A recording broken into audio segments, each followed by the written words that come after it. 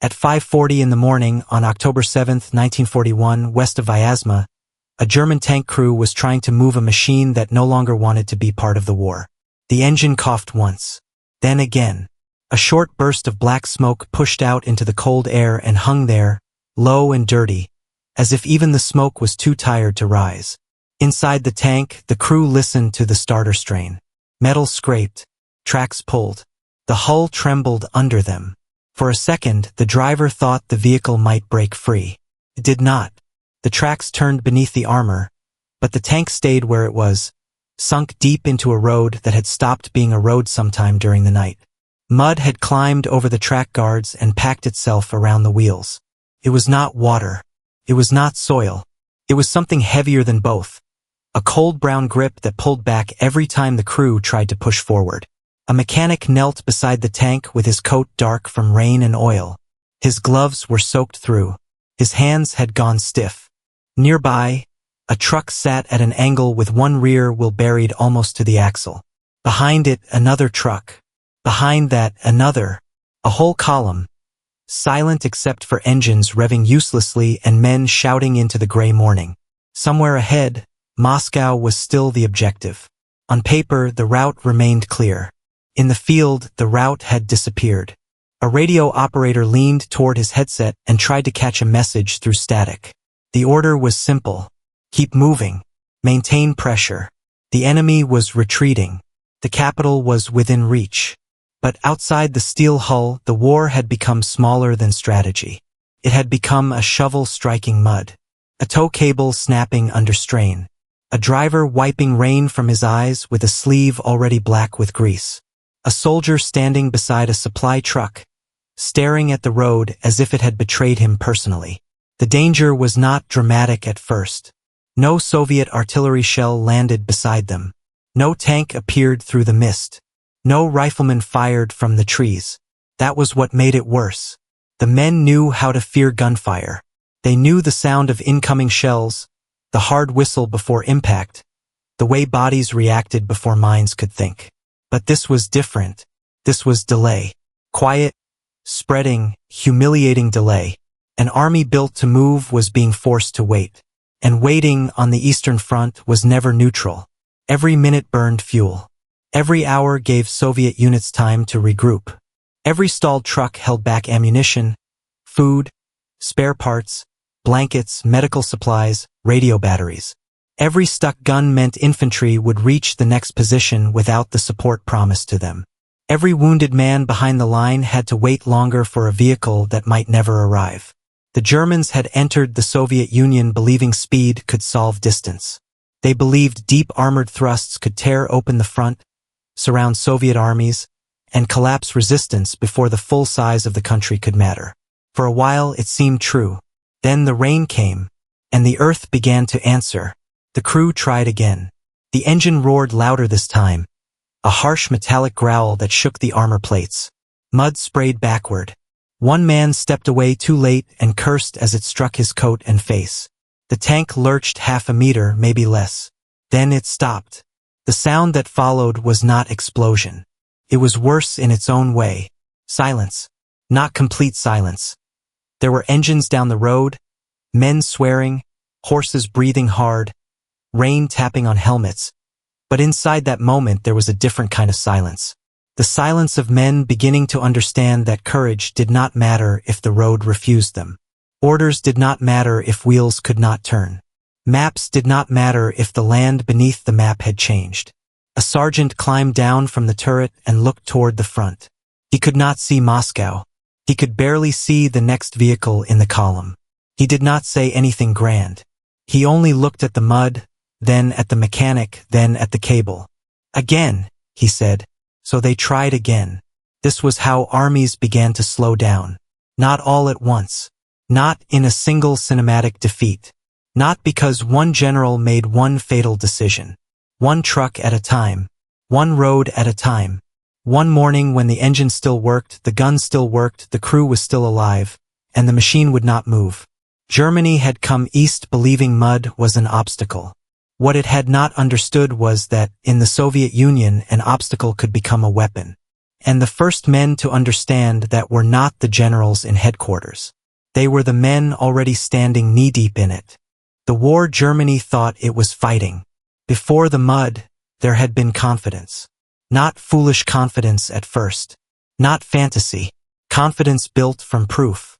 In September 1939, German columns had crossed Poland with speed that seemed to compress time itself. In May 1940, they had done something even more astonishing. They had moved through the Ardennes, crossed the Meuse, split the Allied front, and reached the Channel before many opponents fully understood the shape of the disaster. The lesson appeared obvious. Move fast enough, and the enemy's command structure collapses before its armies are destroyed. Strike deep enough, and front lines become meaningless. Concentrate armor, radio, air power, and initiative, and an older style of war, slow, linear, deliberate, could be broken open. German officers did not think of themselves as gamblers. Many believed they were realists. They had seen what speed could do. They had watched opponents with more resources fall apart because decisions could not move as quickly as German armored spearheads. So when planning turned east, many German leaders brought the same belief with them. The Soviet Union was vast, yes. Its roads were poor, yes. Its distances were intimidating. But the Red Army, they believed, could be shattered near the frontier. If enough Soviet formations were encircled early, if command centers were overrun, if aircraft were destroyed on the ground, if railways were seized, then the campaign would not require Germany to conquer every mile. It would only need to break the state's ability to fight. That was the theory. And in June 1941, when Operation Barbarossa began, the theory seemed to breathe. German spearheads drove across the border. Soviet units were hit before they could fully organize. Communications failed. Prisoners were taken in enormous numbers. Villages, airfields, bridges, depots, names appeared in reports, then vanished behind the moving front. The maps in German headquarters filled with arrows. Arrows are dangerous things in war. They make movement look clean. They do not show the driver whose truck is already overheating on a dirt road. They do not show the horse team slowing under a load of ammunition. They do not show the mechanic counting spare parts and knowing the number is wrong. They do not show dust in summer, mud in autumn, snow in winter, or the long silence between a request for fuel and the moment fuel actually arrives. The German army was not the fully mechanized machine of later legend. Its armored and motorized units were powerful, but much of the army still depended on horses. Infantry marched. Supplies moved through a patchwork of trucks, wagons, railheads, captured vehicles, and improvisation. Speed existed, but unevenly. The spearhead could move faster than the body behind it. In France, that imbalance had been survivable. In the Soviet Union, it became dangerous, because distance did not end. Every mile forward stretched the supply line. Every destroyed bridge required engineers. Every different rail gauge demanded conversion. Every captured depot helped only if it contained what was needed and could be reached.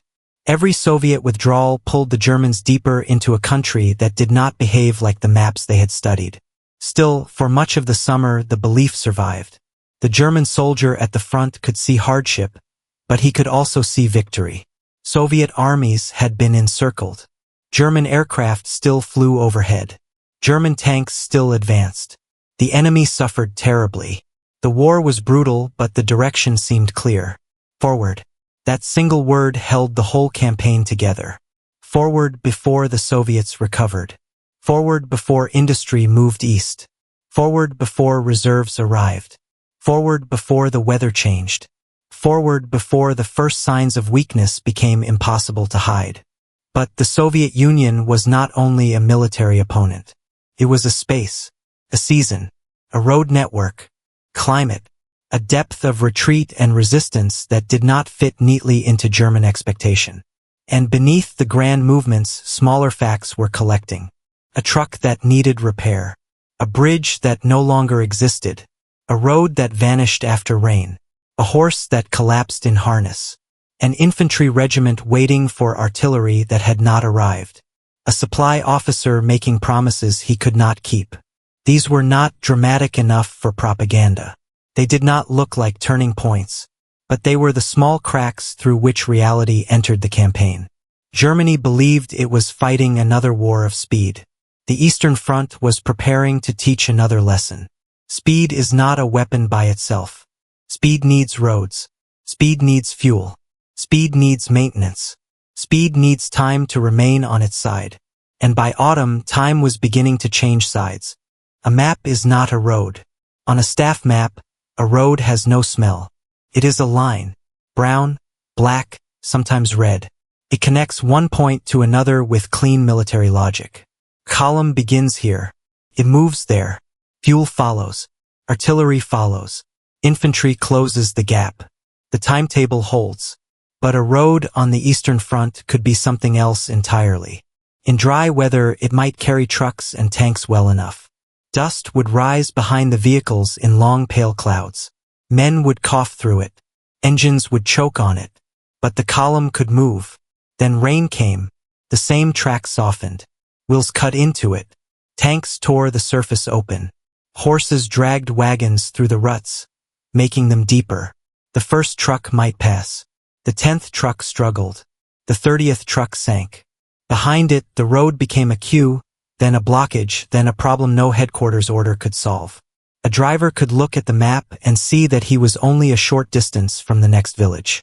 Then he could look out through his windscreen and know that distance had become meaningless. The German army had studied the Soviet road system. It knew it was poor compared with Western Europe. But knowing something in a report is not the same as feeling it under the wheels of a loaded truck after 2 days of rain. A paved road gives an army confidence. A dirt road asks questions. How much weight can it carry? How many vehicles before it breaks? Where does the water go? How deep is the ditch? Can a recovery vehicle reach the stuck truck? Can the recovery vehicle itself get out? Can horses pull the gun if the tractor fails? Can the men still march after standing all night in wet boots? These questions did not belong to generals alone.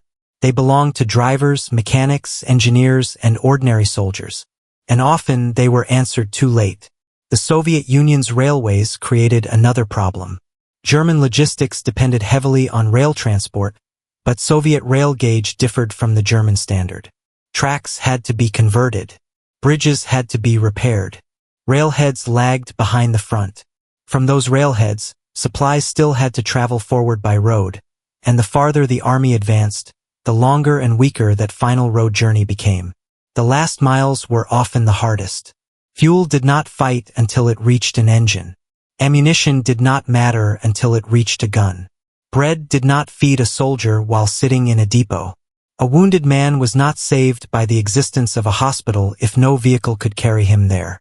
In the autumn mud, the German army began to experience a strange form of isolation. Units could be physically near each other on the map and still separated by hours of labor. A battalion could hear fighting ahead but wait for the guns behind it. A tank unit could be ordered forward and remain trapped behind a supply column. A commander could issue an instruction that was perfectly reasonable in headquarters and nearly impossible in the field. This was the hidden problem. The German plan did not merely need battlefield victories. It needed movement to remain reliable. The Soviet countryside made reliability fragile. And the Soviets understood something that German planning had not fully absorbed. If the land could not be held, it could still be made harder to use. Bridges could be destroyed. Roads could be cratered. Supplies could be removed. Villages could be emptied. The enemy could be forced onto worse routes, into longer delays, across ground already weakened by weather and traffic. The mud did not act alone. It worked with distance. It worked with destroyed infrastructure. It worked with Soviet retreat and resistance. It worked with German overconfidence. A tank stuck in mud is not defeated in the heroic sense. Its crew has not surrendered. Its gun may still be deadly. Its armor may still stop bullets. But war is not only about what a weapon can do in theory. It is about whether the weapon arrives. By October 1941, many German soldiers were beginning to understand that the Eastern Front had changed the meaning of distance. A mile could become an hour. A bridge could become a day. A road could become a battlefield before the enemy even appeared. And the cruelest part was that the front still demanded speed. Orders still came. Move. Advance. Exploit. Push toward Moscow. The map still spoke in arrows. The road answered in mud. The men beneath the timetable. The first people to know the truth were not always the people allowed to say it. A general could look at a delay and call it temporary. A staff officer could write that supply had been interrupted by weather. A headquarters could revise a timetable and believe the larger plan remained intact. But a truck driver knew something else. He knew how long it took to dig out one wheel. He knew the sound a clutch made when it was being asked for too much. He knew the sick feeling when the wheels spun faster but the vehicle settled deeper. He knew that when one truck blocked the track, the whole column behind it became useless no matter how urgently the front needed what it carried. A mechanic knew it too.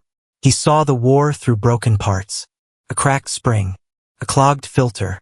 A transmission damaged by strain. Track links worn by mud and grit. Engines that had been pushed too hard for too long. Vehicles designed to fight now spending their strength simply trying to move. He did not need a lecture on strategy. He could count the failures with his hands. One vehicle down. Then another. Then another. In some places, German soldiers tried to build roads as they moved. They cut logs. They laid branches. They pushed, pulled, cursed, unloaded, reloaded. Horses strained until their bodies shook. Men placed stones under wheels and watched the stones disappear. Tow cables stretched, tightened, snapped. Mud climbed boots, legs, coats. It got into rifles, food, bandages, blankets. It dried on skin and then turned wet again. These were not the images of mechanized triumph that had filled newsreels. This was labor. Slow, filthy labor. On the Soviet side, another kind of underdog was at work. Sappers. Engineers. Local guides. Rearguard units. Men who knew which road became impossible after rain, which bridge mattered, which track could carry a wagon but not a tank. They did not need to defeat German armor in open battle every time. Sometimes they needed only to delay it. Blow a bridge. Break a culvert. Block a crossing. Force a detour. Leave the enemy to discover that the alternate route existed on paper and nowhere else. The power of such acts was not in their drama. It was in multiplication. A destroyed bridge delayed a column. The delay consumed fuel. The fuel shortage delayed tanks. The tanks' delay exposed infantry. Infantry without support moved slower. The slower advance gave Soviet units time to withdraw, regroup, dig, and resist again. War loves great names. Generals, operations, armies, fronts. But the Eastern Front was also shaped by men whose names rarely appear in the title of anything. A driver holding a steering wheel so tightly his knuckles hurt. A mechanic lying under a truck while rain dripped from the chassis into his eyes. A Soviet engineer setting charges while German artillery sounded somewhere behind him. A young soldier carrying ammunition by hand because the road could no longer carry the truck. They did not think of mud as metaphor. They thought of it as weight.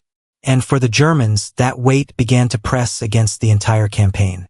There is a particular kind of fear that comes when the enemy is not yet visible but your own machine is already failing you. It is different from fear under fire. Under fire, at least the danger has a direction. In the mud, danger came from everywhere at once. From below the wheels. From behind the column.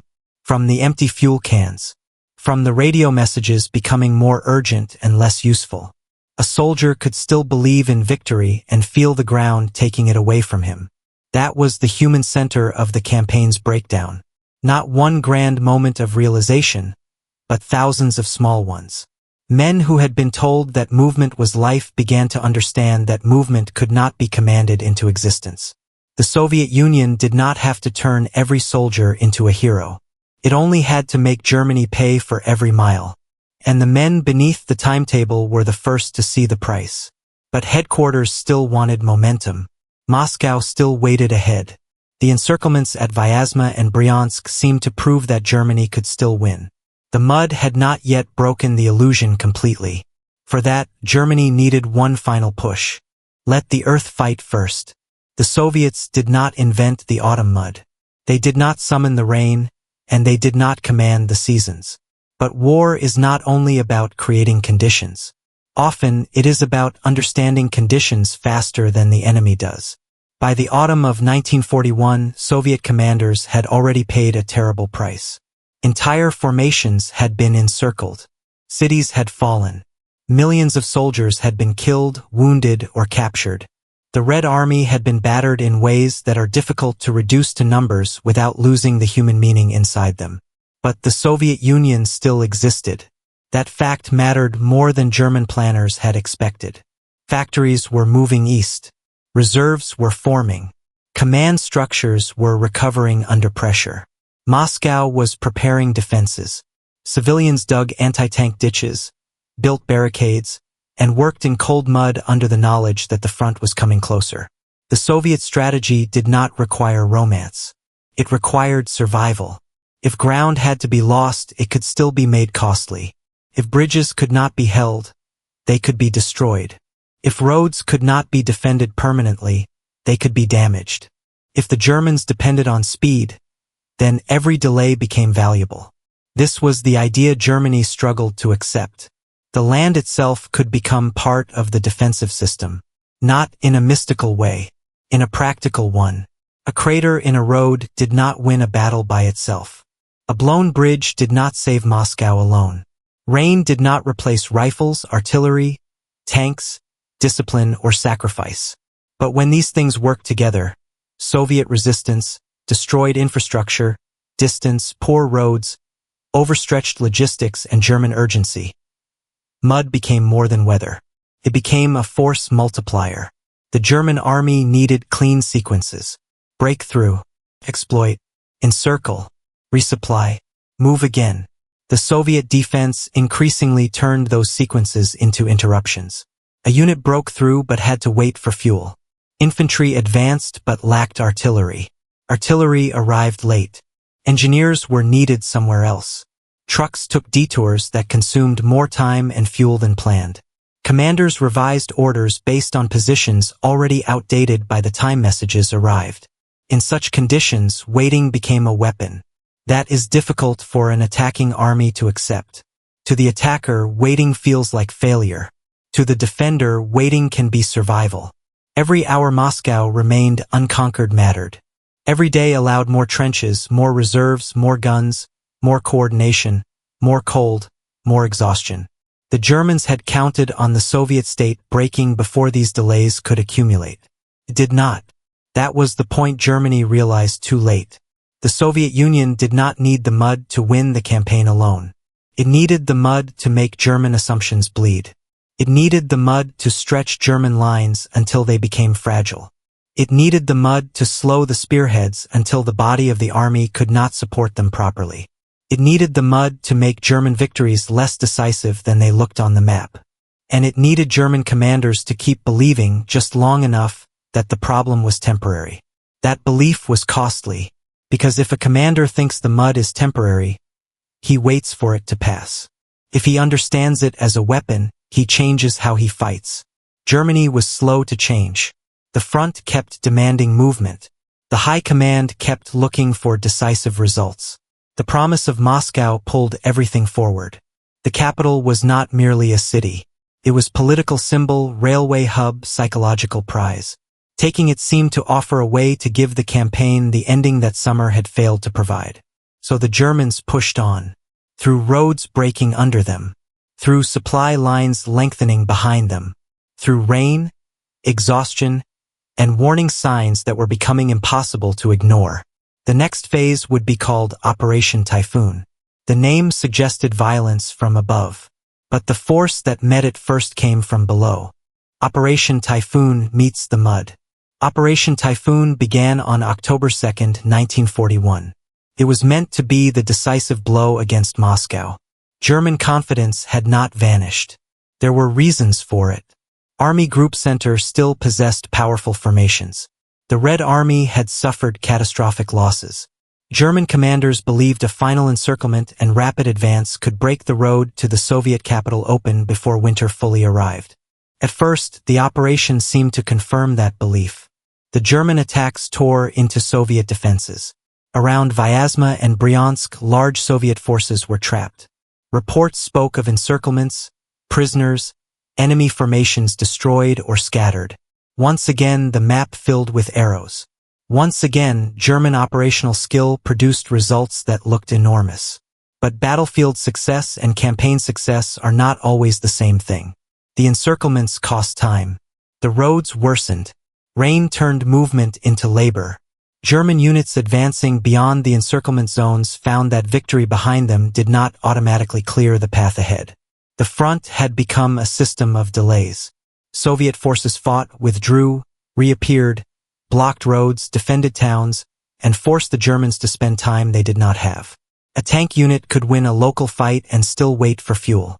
A rifle unit could push forward and then realize its artillery was still struggling miles behind. A commander could demand pursuit, but pursuit requires vehicles, horses, ammunition, food, sleep, and roads that can bear the weight of pursuit. The mud took all of these and made them uncertain. Imagine a German column moving toward Moscow in early October.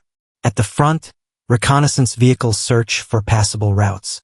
Behind them, tanks grind through ruts already torn by earlier traffic. Trucks carry fuel and shells. Horse teams pull guns.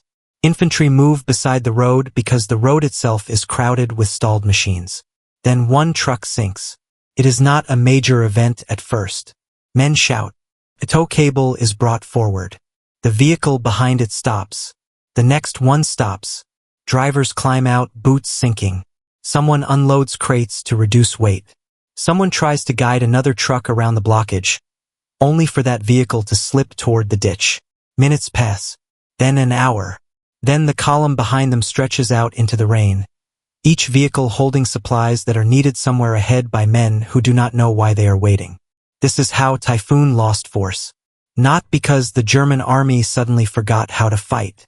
Not because Soviet resistance was weak, it was not. But because resistance combined with terrain in a way German operational methods could not easily absorb. The Luftwaffe, too, faced the weather. Airfields became difficult. Visibility changed. Support that had seemed reliable in earlier campaigns became less certain.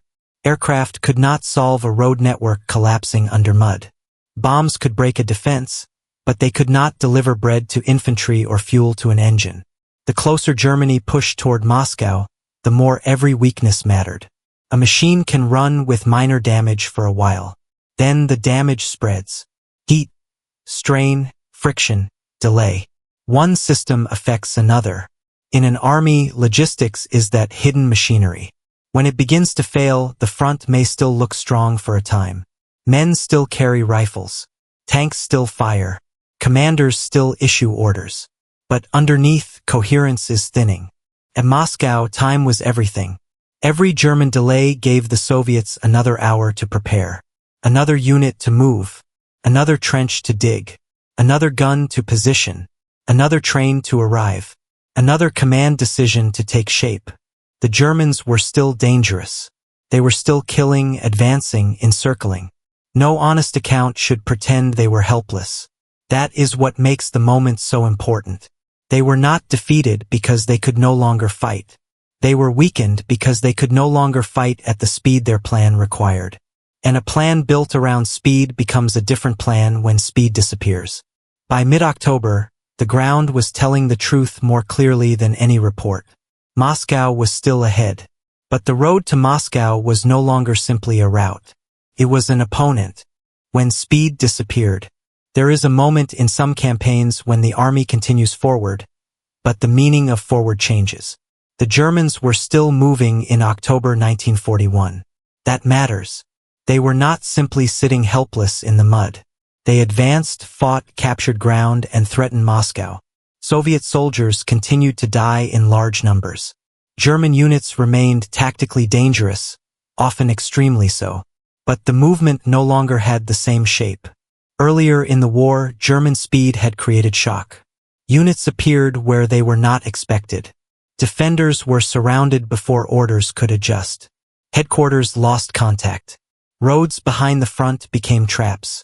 On the road to Moscow, speed became uneven. Some units pushed ahead. Others lagged. Supplies fell behind. Artillery arrived late. Infantry became exhausted. Tanks reached positions where they could not be properly supported. The front stretched and bent. Momentum still existed, but it no longer flowed cleanly through the army. Mud attacks synchronization. That is its real military meaning. A tank without infantry is vulnerable. Infantry without artillery pays in blood. Artillery without ammunition is weight. A truck without fuel is an obstacle. A wounded man without transport becomes a burden carried by hands already too tired. This is how mud became a Soviet weapon, not by destroying the German army directly, but by separating its parts from one another. The German way of war depended on cooperation at speed. Armor, infantry, engineers, artillery, aircraft, supply. Each part had to arrive close enough in time for the others to matter. When roads broke down, that timing broke down with them. The battlefield began to produce cruel contradictions. A commander might have tanks but not enough fuel. He might have guns but no shells. He might have infantry but no warm food. He might have orders but no reliable way to execute them. He might know where he needed to be and have no road that could get him there in time. The Soviet defense did not need to be perfect to exploit this. It only needed to endure. It needed to hold enough positions long enough that German delays became cumulative. It needed to make the Germans spend more time, more fuel, more energy, more men. And the Soviets did endure. Not everywhere. Not cleanly. Not without terrible losses. But enough. Around Moscow, defenses thickened. Reserves arrived. Civilians worked in cold weather to prepare barriers and trenches. Soviet command, under immense pressure, began to regain enough control to turn German delay into Soviet opportunity. German soldiers at the front felt this before it became obvious in history books. They felt it in hunger, in the cold wet wool against their skin, in the sound of horses struggling in harness, in rifles that needed cleaning again and again, in the sight of trucks abandoned not because they had been hit, but because they could not be moved. There is a particular humiliation in being stopped by something that cannot be shot.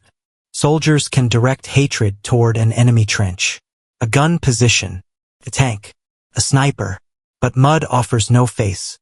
It does not care about courage. It does not negotiate with rank. A private and a colonel sink the same way if they step in the wrong place. For the German army, that was part of the psychological damage. They had believed themselves masters of movement. The mud made them ordinary. It reduced the war to weight, friction, temperature, time. It forced men trained for maneuver to become laborers on roads that broke faster than they could repair them. It turned armored warfare into digging. It turned supply into guesswork. It turned the great race to Moscow into a slow struggle against ground. And still, the orders came. Forward. Because stopping carried its own danger. If the army halted too long, Soviet defenses strengthened. If it pushed forward too hard, its own logistics tore apart. There was no clean answer now. Only bad choices under worsening conditions. This was the reversal. Germany had expected the Eastern Front to be decided by destroying Soviet armies quickly. Instead, the campaign began to be decided by whether German power could remain connected across space, mud, weather, resistance, and time. The answer was becoming visible, not all at once, but in every stalled column, every late fuel truck, every silent gun, every soldier looking down at a road that had swallowed the promise of speed. The mathematics of delay. A delay does not look deadly at first. 5 minutes, 10 minutes, an hour, a truck stuck in mud, a bridge out, a detour around a village, a horse team needing rest. A tank waiting for fuel. A radio message that arrives after the situation has already changed. Individually, these are inconveniences. Together, they become strategy. An army is a living system, consumes every hour of every day. Even when it is not attacking, it eats. It burns fuel. It wears out engines. It needs ammunition moved forward, wounded moved back, orders transmitted, maps updated, horses fed, guns repaired, men rested. There is no pause button in war. If a column loses 6 hours, those 6 hours do not disappear harmlessly. The men still grow colder. The engines still need fuel. The animals still weaken. The enemy still moves. The next order still comes due. The gap between plan and reality widens. This was the mathematics of the Eastern Front. The Germans did not need to lose every vehicle for mobility to fail. They needed only to lose enough vehicles in the wrong places at the wrong time on roads everyone else depended on. One blocked road could delay a regiment. One delayed regiment could expose another. One missing fuel convoy could stop a tank thrust. One stopped tank thrust could give Soviet defenders time to organize. One day lost in October could become one more day closer to winter. What matters is not only the number, but what the number reveals. A truck is not just a truck. It is fuel, ammunition, bread, mail, medicine, spare parts, replacement radio equipment, winter clothing that may not arrive in time. When that truck sinks, the loss is not limited to metal. It becomes hunger somewhere else, silence somewhere else, a gun that fires fewer rounds, a wounded man waiting longer. Fuel was especially unforgiving. A tank consumes fuel even while struggling. Pulling a vehicle from mud could burn what was needed for combat. Detours consumed more. Engines idling in cold and rain consumed more. Recovery vehicles consumed fuel rescuing vehicles that were supposed to be moving the war forward. The mud made movement expensive.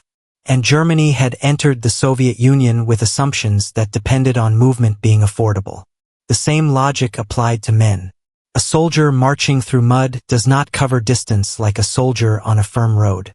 His boots grow heavy. His legs tire faster. His weapon needs cleaning. His coat stays wet. Sleep becomes shallow. Hunger sharpens. Cold begins to work on judgment. An exhausted man can still fight, but not the same way. Not forever. The Soviet defender suffered too. It is important to say that clearly.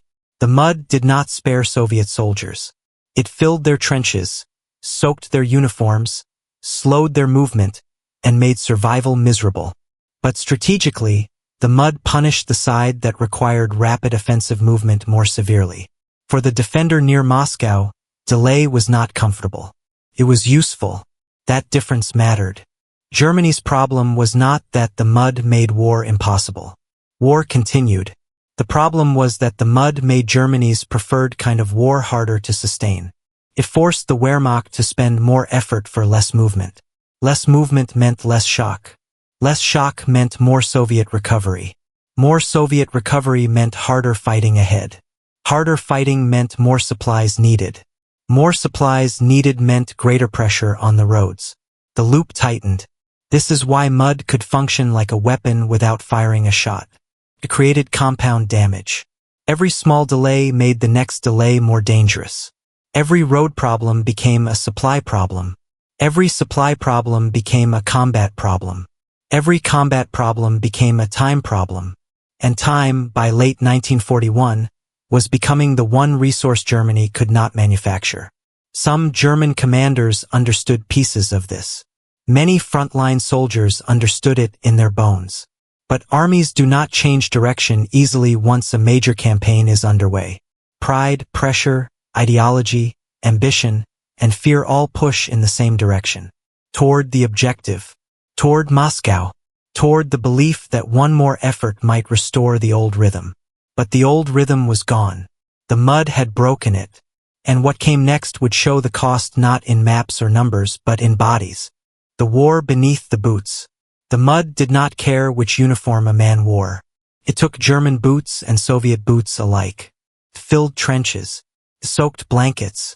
It turned roads into brown rivers and fields into traps.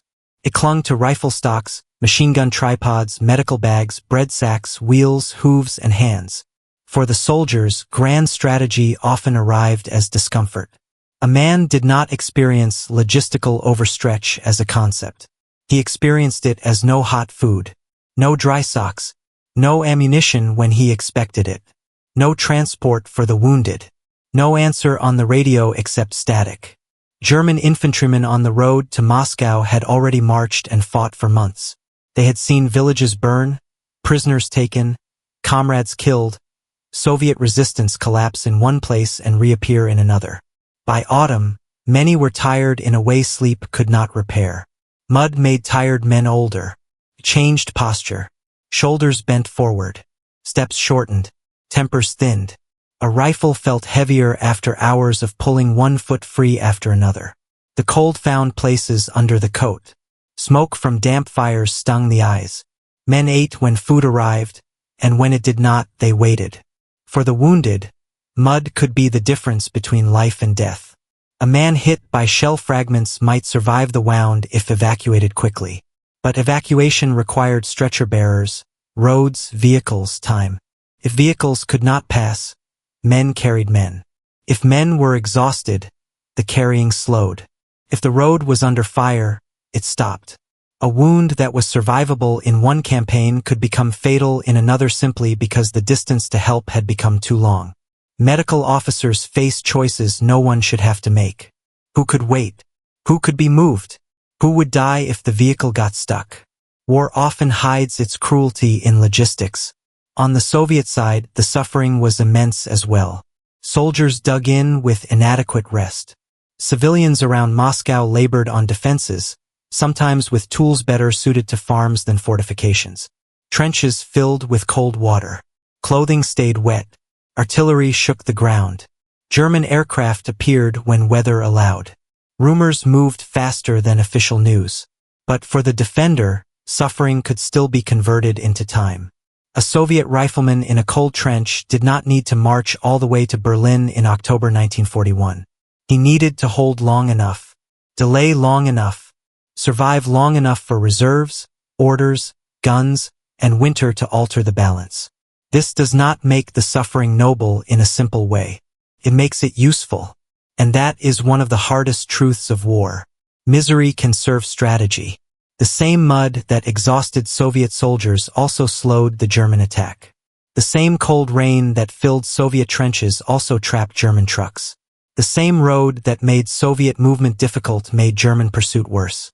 The cost was paid by human bodies on both sides. A German driver might spend all night trying to save a truck only to abandon it at dawn.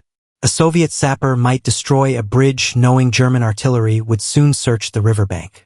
A horse handler might stand beside an animal that had pulled guns for weeks and now could not rise. A wounded infantryman might listen for an ambulance that never came. None of these men controlled the campaign, but the campaign passed through them. The belief at the top had been that war could be decided by speed, steel, and will.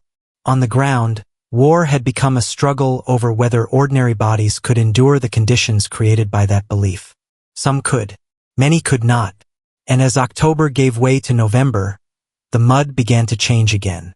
The ground that had swallowed vehicles would begin to freeze. At first, that seemed like salvation. Hard ground meant movement. Movement meant the old German promise might return. But the front had already lost something no frost could restore. Time. Reports from a broken road. Eventually, the language of command began to catch up with the language of the road. Reports mentioned transport problems, road conditions, supply shortages, fuel delays, exhausted horses, vehicle losses, and the difficulty of maintaining momentum. The words were formal, controlled. Military language often is. It has to make disaster readable. But behind each phrase was a physical reality. Road conditions poor meant men digging until their hands shook. Fuel delayed meant tanks waiting while Soviet defenses strengthened. Transport losses meant trucks abandoned, horses dead, supplies missing. Operational pause meant the enemy had been given time. German commanders did not ignore these problems completely. That would be too simple. Many knew the campaign was straining. Many saw the effects. Some warned about logistics and weather. Some understood that the army was reaching the edge of what it could sustain. But recognition is not the same as remedy. Germany could not instantly pave the Soviet Union. It could not suddenly replace horses with trucks it did not have. Could not erase the rail gauge problem. Could not shorten the distance from Germany to Moscow. Could not undo the losses of summer. And it could not make the Soviet state collapse simply because the original plan had assumed it would. This is where the mud becomes historically dangerous in another way. After the war, weather often became an explanation that was too convenient. Mud, snow, cold, Russia's climate. These things were real and they mattered deeply. But if they are used alone, they hide the larger truth. The mud did not appear from nowhere. It became decisive because of German assumptions, because of overreach, because of poor roads and long supply lines, because Soviet resistance continued after German planners expected collapse, because the Red Army and Soviet state absorbed punishment and kept fighting, because the German army was less motorized than its image suggested, because operational brilliance cannot permanently outrun logistics. Mud was not the excuse. Mud was the exposure. It revealed the weakness in the German belief that speed could solve everything before the bill came due. At headquarters, this recognition arrived in fragments. A delay here, complaint there, a revised order, a desperate push, a note that weather had made movement difficult, another report that supply could not meet demand, a commander urging haste precisely because haste was becoming impossible. At the front, men had known it earlier. They had known when the first tow cable snapped, when the ammunition did not arrive, when a tank sat ready but empty, when a road marked on the map turned into a churned wound in the earth. The tragedy of late realization is not that no one sees the truth. It is that the system cannot respond to the truth fast enough. Germany was still fighting for Moscow. The outcome had not yet fully turned. But by the time official recognition sharpened, the campaign had already lost much of the margin it needed. The Soviet Union had gained time. Moscow had gained defenses. The weather had gained force. German soldiers had gained exhaustion. And the road to Moscow, which had once seemed like the final path to victory, had become a measure of how much the German army had misunderstood the war it entered. They had believed mud was a delay. What it revealed was a campaign built too tightly around the assumption that delay would not matter. But delay had mattered. It had mattered every hour. And now its consequences were moving toward the front. The terrain that rewrote the war. The mud outside Moscow did not win the Second World War by itself. No serious account should claim that. Wars are not decided by one condition, one weapon, one general, or one season. They are decided by combinations. Industry, manpower, command, morale, geography, intelligence, logistics, weather, error, endurance, and chance. The Eastern Front was too vast and too brutal for simple explanations. But the mud mattered because it showed something that would remain true throughout the war. Modern armies are not free from terrain. They are more dependent on it than they sometimes admit. A tank is a powerful weapon, but it still needs ground that can carry it. A truck expands mobility, but only if roads survive. A radio can transmit orders, but orders cannot move fuel by themselves. Aircraft can strike targets, but they cannot replace an entire supply system. A doctrine can promise speed, but speed is a relationship between machines and the world beneath them. Germany learned this lesson late. Not only before Moscow, but again and again in different forms. Terrain, distance, weather, fuel, and infrastructure shaped what armies could do. The Eastern Front punished every illusion of clean movement. It turned seasons into operational realities. It made engineers as important as tank crews, rail workers as important as staff officers, mechanics as important as tacticians. The Soviet Union, for all its terrible losses, learned how to make space and time part of its defense. It withdrew when necessary, destroyed what could not be held, absorbed blows, rebuilt formations, moved industry, and used the size of the country not as passive background but as strategic depth. The mud was one expression of that depth. It forced Germany to fight the campaign not as imagined, but as it existed. That distinction is the center of Warfront Archive's question. What did they believe? They believed the Soviet Union could be broken quickly enough that its size, weather, roads, and resilience would not fully matter. What really happened? The Soviet Union survived long enough for all of those things to matter at once. The lesson reaches beyond 1941. Military history is full of armies that confuse movement on maps with movement in reality. Lines can be drawn faster than men can march. Arrows can cross rivers without bridges. Fuel symbols can sit neatly beside units that, in the field, are waiting beside empty cans. A staff officer can move a division with a pencil in seconds. The division itself may need days, roads, sleep, food, luck. The mud reminds us that war is physical. It has weight. It has temperature. It has friction. It enters boots, engines, wounds, and lungs. It breaks theory down into human effort. The Eastern Front did not respect Germany's preferred tempo. It did not care what had worked in France. It did not care how elegant the operational plan looked. The road to Moscow demanded payment in time and endurance, and Germany had spent too much of both before understanding the price. By the time the Germans realized mud could serve Soviet defense, the mud had already done its work. It had slowed the advance. It had stretched the supply line. It had separated the parts of the army. It had given the defenders time. And in war, time given to the enemy is rarely returned. What the road remembered. Return to the road west of Vyazma. The tank is still there in the gray morning. The crew has tried again. The mechanic's hands are colder now. The tow cable has been checked, tightened, dragged through mud, fastened again. The radio still carries urgency from somewhere beyond sight. Keep moving. The order is clear. The ground is clearer.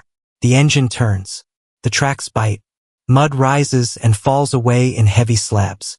For a moment, the tank seems almost alive with effort. Then it settles back into the rut, lower than before. There is no speech, no dramatic realization, only men breathing hard in cold air, looking at a machine built for war and a road that has made war impossible in the way they expected to fight it. This is where the story rests, not in the idea that mud was stronger than armies, but in the fact that armies are never stronger than reality. Germany had crossed into the Soviet Union believing movement would decide the campaign before the land could impose itself. It believed the Red Army would break near the frontier. It believed speed could outrun distance, logistics, weather, and recovery. It believed roads were problems to be managed, not forces that could alter the meaning of victory. For a time, those beliefs seemed justified. Then the rain came. The roads dissolved. The trucks sank. The guns arrived late. The wounded waited. The Soviet defenses hardened. Moscow did not fall. The mud did not fight alone. It fought with distance, with destroyed bridges, with Soviet endurance, with German overreach, with every assumption that had been carried east from earlier victories and never fully tested against the scale of the Soviet Union. That is why calling mud a Soviet weapon is not a myth if we understand what a weapon can be. A weapon is not always a rifle, a tank, or a gun. Sometimes it is time. Sometimes it is terrain. Sometimes it is the enemy's belief turned against him. The Soviets did not command the mud, but they survived long enough, withdrew far enough, destroyed enough, resisted enough, and understood enough for the mud to become part of the battle. Germany understood it too, but later, too late to recover the rhythm that had made its earlier victories possible. The tank on the road is only one image. There were thousands like it. A truck near a village. A gun at a broken bridge. A horse team in a ditch. A soldier with mud up to his knees and Moscow still somewhere ahead. Each one small. Each one ordinary. Together, they formed the hidden history of a campaign that did not fail only in command rooms, or on maps, or in famous battles. It failed also in the space between the wheel and the road. Germany believed mud was something to cross. What really happened was colder. The mud crossed Germany first. And on the Eastern Front, reality was the only argument that survived. If you watched this far, write in the comments where you are watching from. And if someone in your family served during the war, in any uniform, on any front, in any role, you are welcome to share their story below. War is often remembered through generals and battles, but it was carried by ordinary people in impossible conditions. Subscribe to Warfront Archive for more forgotten stories from the Second World War, what they believed and what really happened.